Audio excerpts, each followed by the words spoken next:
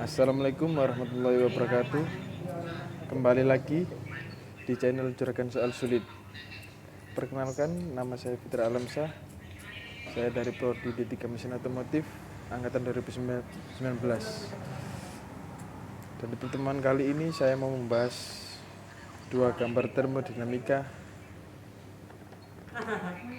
Dan langsung saja kita menuju ke gambar pembahasan pertama.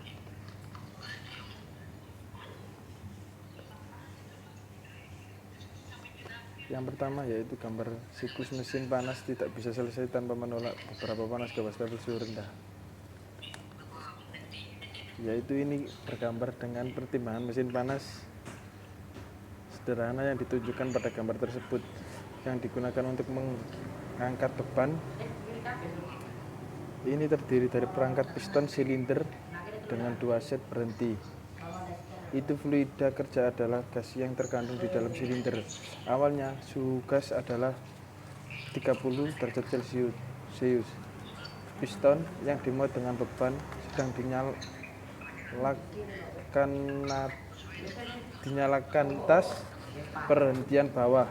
Sekarang 100 kJ panas dipindahkan ke gas di dalam silinder dari sumber pada 100 derajat Celcius, menyebabkan mengembang dan menaikkan muatan piston sampai piston mencapai halte atas seperti yang ditunjukkan pada gambar tersebut.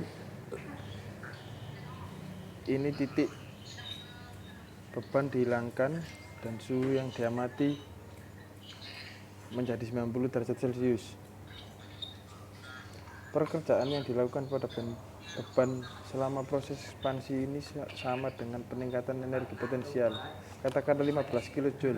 Bahkan dalam kondisi ideal piston tanpa bobot, tidak ada gesekan, tidak ada kehilangan panas, dan ekspansi kuasi kesetimbangan. Jumlah panas yang disuplai ke gas lebih besar dari pekerjaan yang dilakukan karena bagian dari panas yang dipasuk digunakan untuk menaikkan suhu gas. Sekarang mari kita coba menjawab pertanyaan ini. Apakah mungkin untuk mentransfer 85 kJ panas berlebih pada 90 derajat Celcius kembali ke reservoir pada 100 derajat Celcius untuk digunakan nanti? Jika tidak adalah, maka kita akan memiliki mesin panas yang dapat memiliki efisiensi termal 100% dalam kondisi ideal. Jawaban untuk pertanyaan ini lagi tidak, untuk alasan yang sangat sederhana bahwa panas selalu ditransfer dari media suhu tinggi ke suhu rendah dan tidak pernah sebaliknya. Karenanya kami tidak dapat mendinginkan gas ini dari 90 derajat Celcius hingga 30 derajat Celcius dengan mentransfer panaskan ke reservoir pada 100 derajat Celcius. Sebaliknya, kita harus membawa sistem ke kontak dengan reservoir suhu rendah, katakanlah pada 20 derajat Celcius, sehingga gas dapat kembali ke keadaan awal dengan menolak 85 kJ. Kelebihan energi sebagai panas ke reservoir ini, energi ini tidak dapat didaur ulang dan itu benar-benar disebut energi limbah. Kami menyimpulkan dari diskusi ini bahwa setiap mesin panas harus menyumbang sebagai energi dengan mentransfernya ke reservoir suhu rendah untuk menyelesaikan siklus, bahkan di bawah kondisi ideal. Persyaratan yang dipanas engine bertukar panas dengan setidaknya dua reservoir untuk operasi yang berkelanjutan membentuk dasar untuk ekspresi Kelvin Planck dari hukum kedua termodinamika. Dan selanjutnya kita lanjut ke pembahasan yang gambar kedua, yaitu tentang tujuan dari kulkas adalah untuk menghapus GL atau